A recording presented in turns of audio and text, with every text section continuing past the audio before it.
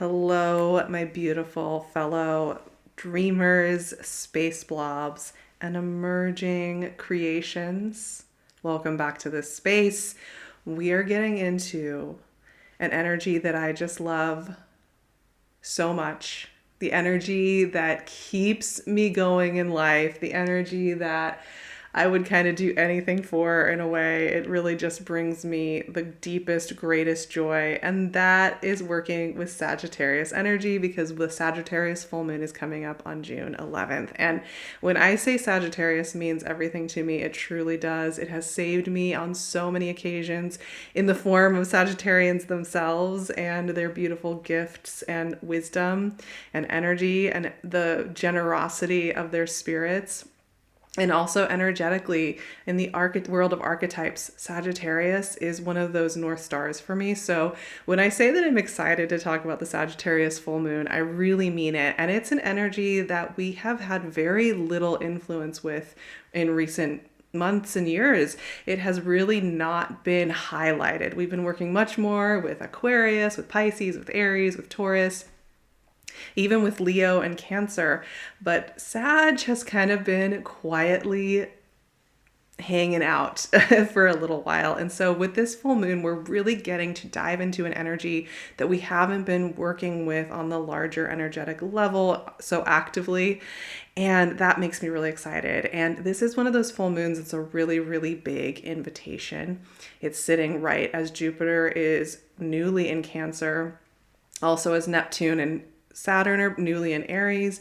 It really signals an invitation to think about the way we're treating ourselves in our lives and how we're moving through our lives. And we're going to get right into that. It's a very, very honest full moon. So if you want to just honestly know yourself and optimistically move toward what feels good, stick around. I will help us kind of navigate through the energies here. And I'm looking forward to it.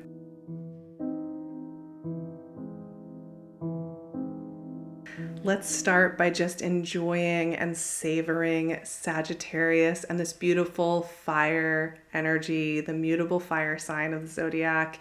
It's ruled by Jupiter and it has this deep optimism to it because Sagittarius is a big picture energy. It wants to zoom out and really think about the deeper, richer questions of life.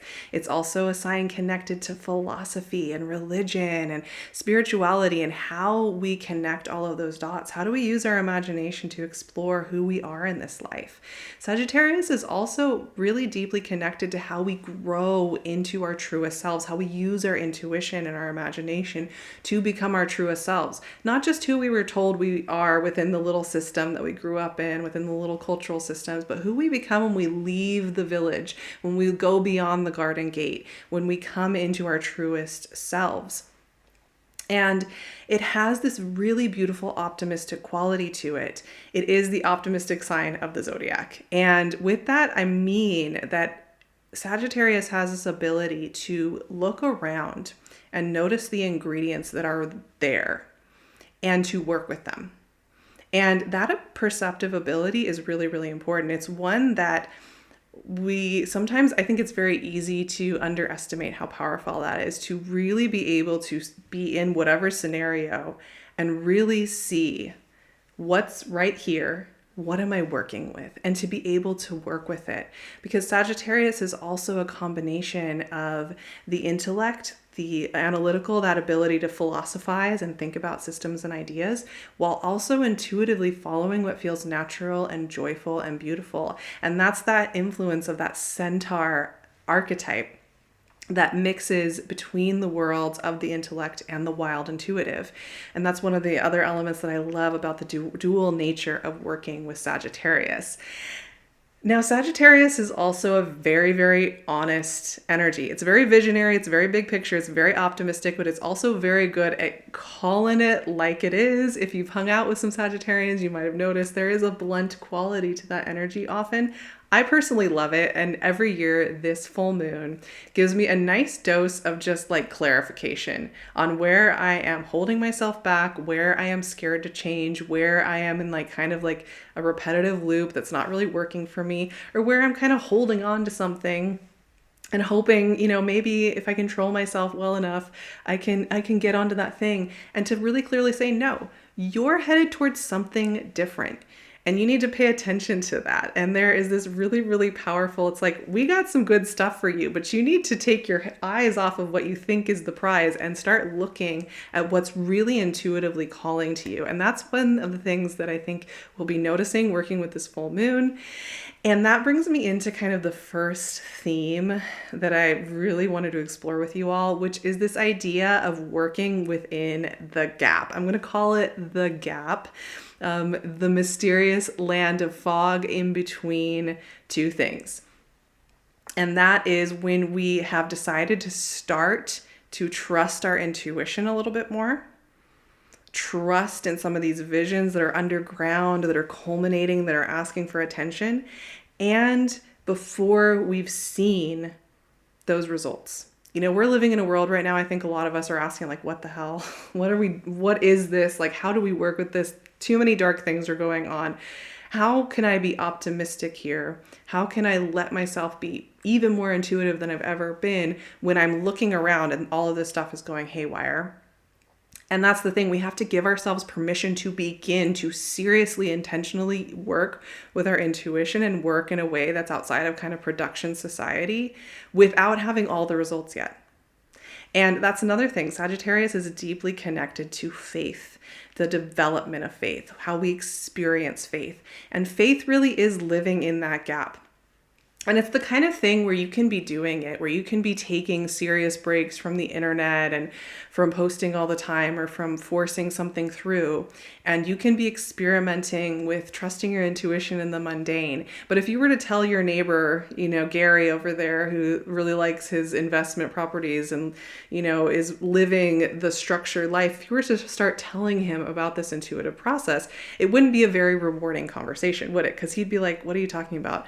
That's not how you get things done. How embarrassing for you that you're trusting yourself more, that you're feeling this intuitive nudge and you haven't even seen the results yet, right? And so a lot of times we will stop ourselves from intuitively following what's calling because of this gap, because we'll get in there, we'll get in the gap, we'll start to feel that intuitive flow a little bit, but then we will scare ourselves out of it. We will go back to the structured, safe environment, to the checking our email 5 times a day to make sure that we're being a good worker, to the, however we're kind of keeping ourselves locked in that container.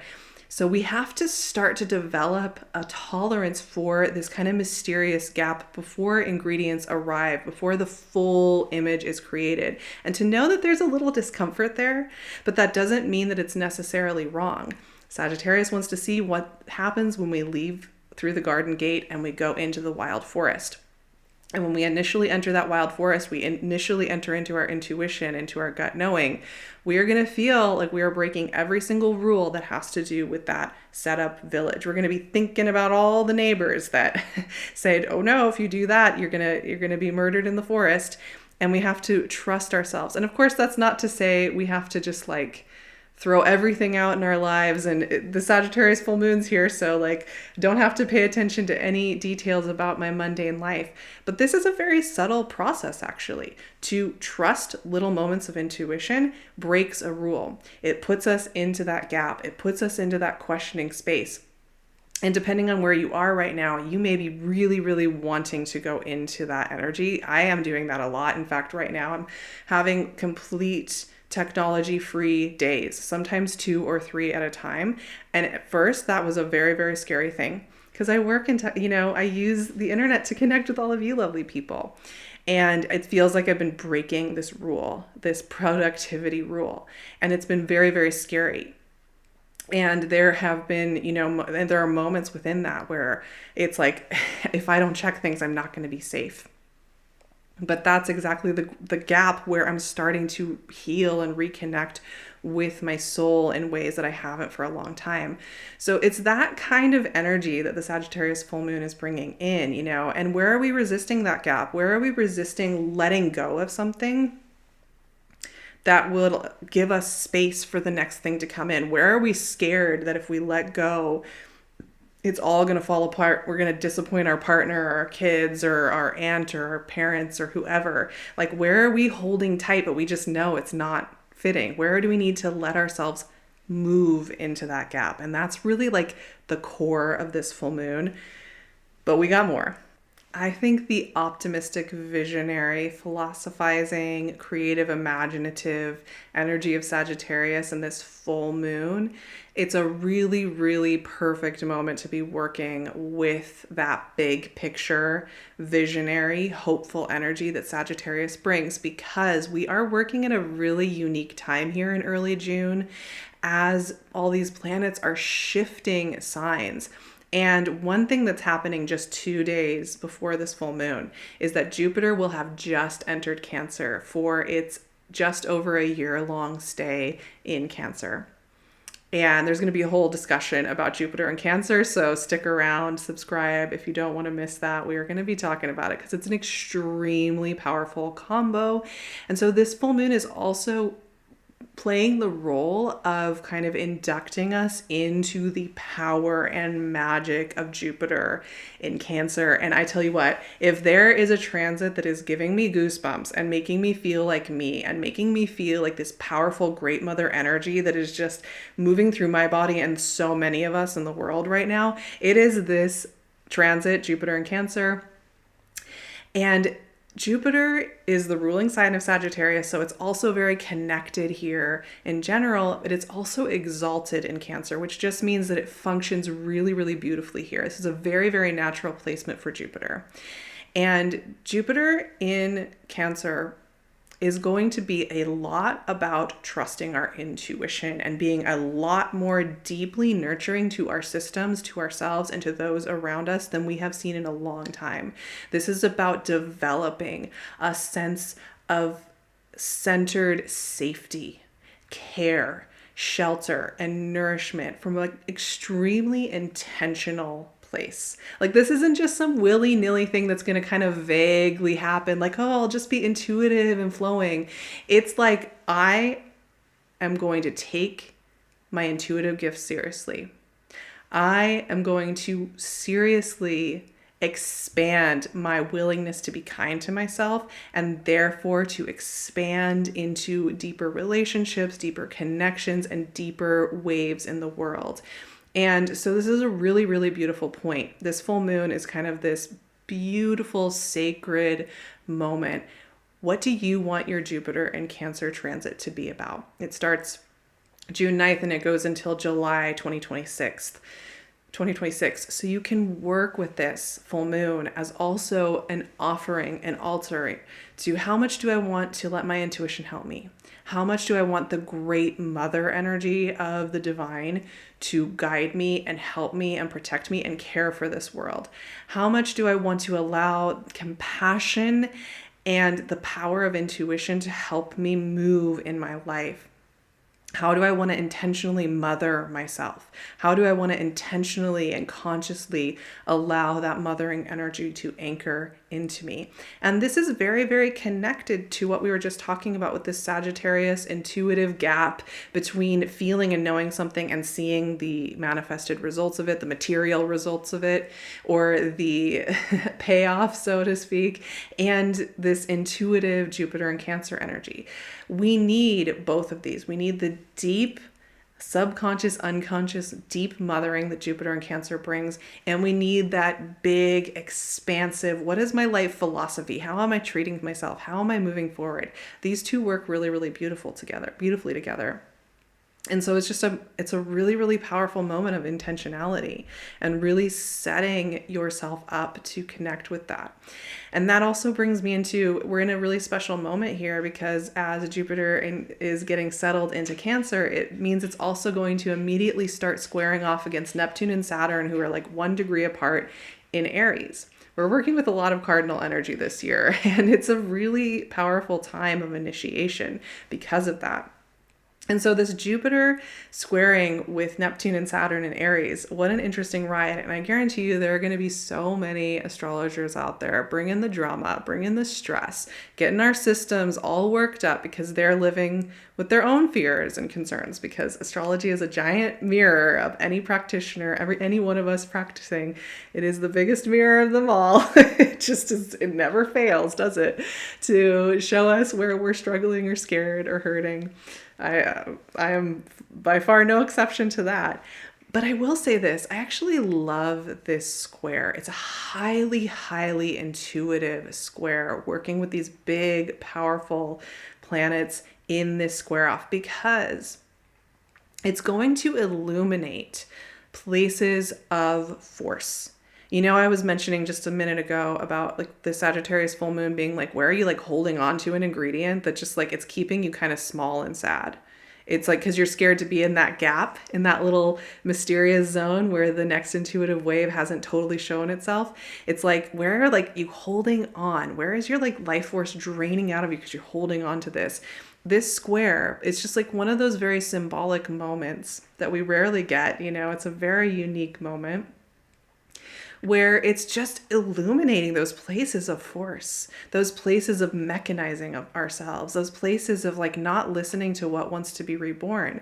Because as we're working with Neptune and Aries and Saturn and Aries, and they're newly in the newborn quality of energy in Aries, it's really asking us to really think about how we're approaching our life, how we're philosophizing about it, how we're treating ourselves, how we're approaching this whole project of living a life. Is it really about, you know, completing these certain milestones? Is it really about trying to get the attention in that specific way? I mean, attention can be a healthy, good thing. Don't get me wrong. Whatever it is, I mean, we all have different questions about how we're treating ourselves, how we're working with our energy. Oh, hello, my little angel spirit dog is gonna help me here. He makes me ask questions about what I'm doing in my day every single day. He helps me reset, but it's really a moment of recognizing that it's a moment of really flexibility of vision and kind of being able to zoom out and see how we're controlling ourselves, how we're expecting ourselves to perform. And because of that, it's highly, highly intuitive. Now, this is what I will say at the end of all of these themes that I've just thrown your way today, because I get a little excited. When I start working with Sagittarian energy and also Jupiter and Cancer. It just gets me really excited. A lot of information is going to be coming in. That's the quality of the Sagittarius full moon. It's just a very vibrantly communicative full moon. And I love that personally, because there is nothing better than when you have those like breakthrough days where it's just like all the puzzle pieces are coming together. You can see how it's all connected. I love that. But also just keep in mind that you might need some time to process the bigness of what is coming through, and that, you know, not everything needs to be acted on immediately. So like give yourself some space. You know, you don't need to work yourself up and be like overwhelmed by it. So just also, I just want us to remember, like, paying attention to the things that feel really, really clear and good, like this beautiful resonant note. That's really good stuff to pay attention to during this full moon. I am just beginning to shuffle here and feel through this gorgeous, powerful, intuitive moment. I know many of us have this voice inside of ourselves right now that might be feeling very conscientious about the world, and almost like, you know, we have to somehow cut off parts of ourselves in order to honor what's going on. But I think that's always been a false dichotomy, you know, because it's kind of like either I'm really hard on myself and therefore I know I care, or I'm just vapidly floating through the universe selfishly thinking about myself. And that false dichotomy, I think, has done a real disservice to the true intuitive quality of connecting, because that's not really the choice. To be optimistic, to have that special vision that can see the ingredients that are around that can be worked with, to have that special intuitive ability to move toward what life is calling from us, to know how to share of our gifts, to have that special quality of deep self-respect enough to have an inner mother. Those are the kinds of things that make sustainable cultural change. And because so many of us felt like, you know, we aren't allowed to access those in a way that feels ethical or caring, it's really been effective at kind of keeping us from connecting and creating. And I think that's an important thing to repeat. I know many of us have thought about this topic many times and have really reflected on the way that we've been told to step away from our intuition, step away from our psychic gifts, step away from our knowing. It's a very interesting topic to think about. I think about it every day. But I do think it's important to allow ourselves access to this kind of expansive, optimistic vision. I think times of darkness need it more than ever. And it's just a reminder.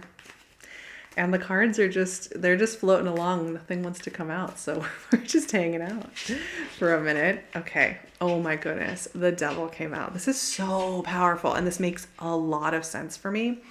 In just what we were talking about, because this is a full moon after all. So releasing, and what are we willing to like pry our little claws out of as far as things that just don't feel in alignment anymore.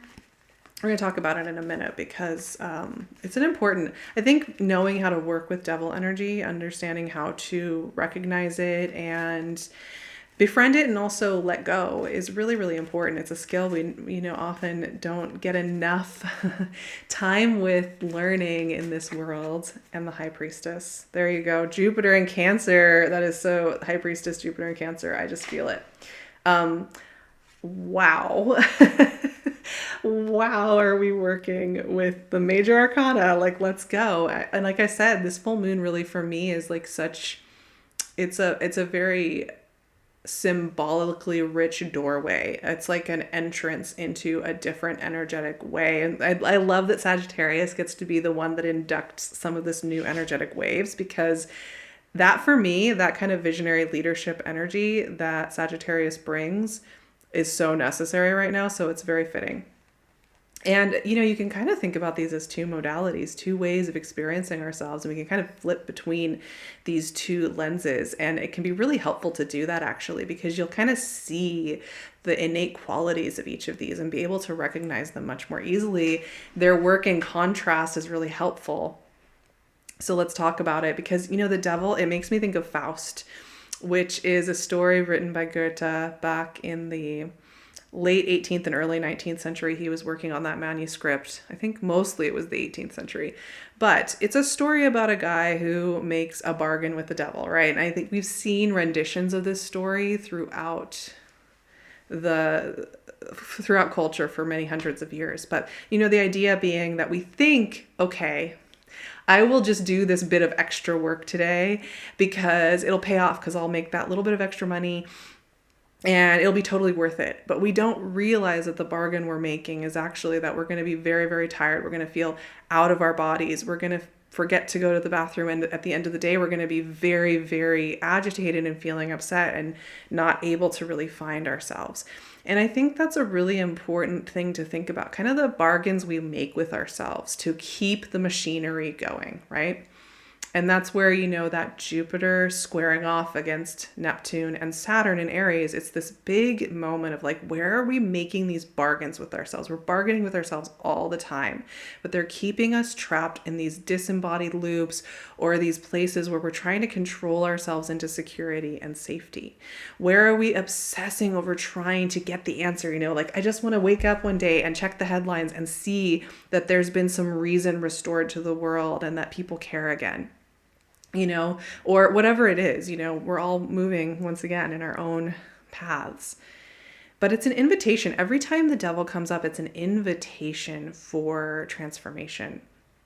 And it's important when we're thinking about the major arcana, the devil comes before we start to work with these powerful illuminating energies. We have the Tower next after the devil, and then we move into the star and the moon, these deeply expansive intuitive energies. And it's very important that we are comfortable enough to visit with the devil and this energy where we are feeling chained up, where we're feeling tied up, where we are making those Faustian mundane bargains with ourselves, with the systems, with the internet, with whatever our attention, is getting called toward, and where we want to free ourselves. It really, really can illuminate that. And that's where the High Priestess comes in, because this is such a different modality, right? It doesn't have any of that controlling quality to it. It doesn't have any of that repetitive quality to it. It's quiet, it's open, it's connective, it's weaving, it's inviting. It's asking us to step into the mystery of it all and realize that the Faustian bargains don't control the mechanisms of the universe, do they? As much as we would love to just have a nice, tidy bargain and we could have it all squared away, The High Priestess reminds us that we're working with the mysterious weaving, and we need to honor that, the nature of that. And the more that we do, actually, the more that we will come to life. We will be able to act. We will be able to move in ways that are true. So when I see this, what I see is this really interesting ability to kind of hold these two lenses at once and to see them fully clearly and to understand how we may want to move out of the devil energy and into the High Priestess. So powerful. And I'm sure you have your own intuitive sparks that light up when you see those two cards. I would actually love to hear your interpretation when you see those two together. It's a really, really powerful time right now. I mean, I feel like I've been saying that every month for 6 months. Truly, it's just been like every time we sit down here, I'm like, it's really powerful. It's really intense. Like, take care of yourselves. But it truly is. It truly is one of the most intense, powerful cosmic times in this world. And that means it's very, very important that we continue to be so intentional and caring, and to use these little symbolic and energetic moments to really resonate with ourselves and to really resonate with what is calling. And I am really honored to be somebody to hold space for that and hold leadership and hold mothering and hold care. And that's one of the things that I'm doing on my Patreon. It's a space where I really feel safe to do some of my soul work. And one of the things I'm doing is wild dreaming with my beautiful wild dreamers over there on Patreon, because we are working with wild dreaming at the crossroads for all of June, July, and August. And we're working with archetypes that you don't normally consider with liberated dreaming. However, I have come up with a toolkit of archetypes, exiles, tricksters, and fools that can really help us navigate this world and get deeply in touch with our intuition. And right now we are starting with exiles. So if you want to join in on that journey, it's super affordable and it's a really beautiful way. We do surrealist art practices, journaling, meditations, visualizations, but they're all very simple practices that really invite us to dive into the unconscious, connect pieces, and really get into our intuition. And I highly encourage you to come join me there. Truly, that work is something that I just feel so caring and loving toward, and it's something I'm very happy to be able to give to you. So I made it affordable so that I could really have access to it. I want it to be available. Also, come back here very soon, because Jupiter in Cancer, I am going to be talking through that journey. Depending on when you're watching this chat, you might already be able to watch the Jupiter in Cancer video, but we have some very juicy, amazing, good stuff to cover there. And we have so much more coming up this summer. And I'm just committed to showing up here with the resonance of this kind of care and centeredness. And I hope to see you back here. I love it when you subscribe, and let me know, what is this time meaning to you? What is this full moon showing you? What did you feel seeing those two cards? And what does Sagittarius mean to you? I would love to hear. I will see you back here so soon. And I'm sending you my love, dear ones.